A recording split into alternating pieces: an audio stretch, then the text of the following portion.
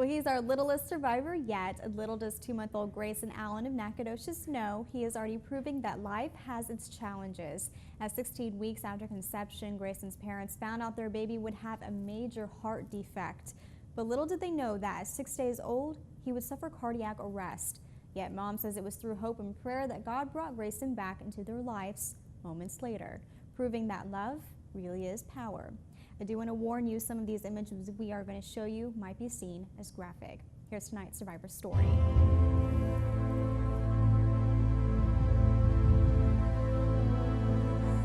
He wasn't quite sure about my visit, but 2-month-old Grayson Allen knows that the most important thing is a mother's love.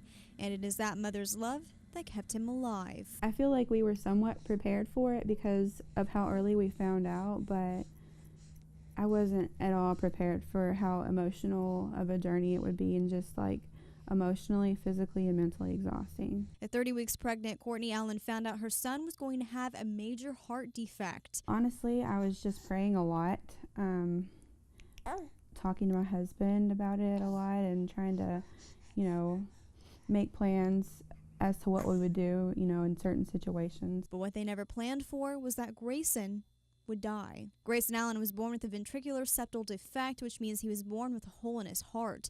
And so at 6 days old, he had open heart surgery to repair the hole. Courtney, who is a nurse, says she knew he was going to be okay. But when she let go of her baby, that's when the fear set in. When you're put in to that situation as a parent, like, it feels like just all of your experience just kind of goes away. You're just a parent when that happens. A parent who wants the best for their child. And when she got the news Grayson did well, she was thrilled. That is until 3 hours later when something horrible happened. They opened the door to talk to me, and I could see straight down the hall to Grayson's room, and there was just a crowd of people there.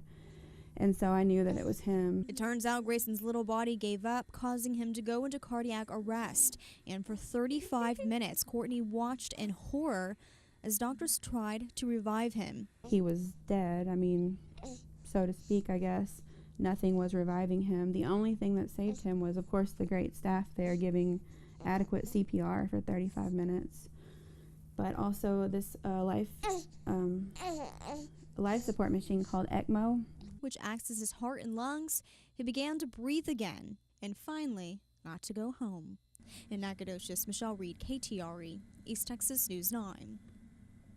Grayson is doing wonderful, but will have to go back to the hospital to get a pulmonary artery band taken off of his heart this summer. Doctors will then put a patch on the hole in his heart, and Courtney says once that is over, Grayson should never have to have another surgery again. If you have a survivor story to share or know of someone who has overcome a life challenge, you can send me an email at mreed@ktre.com.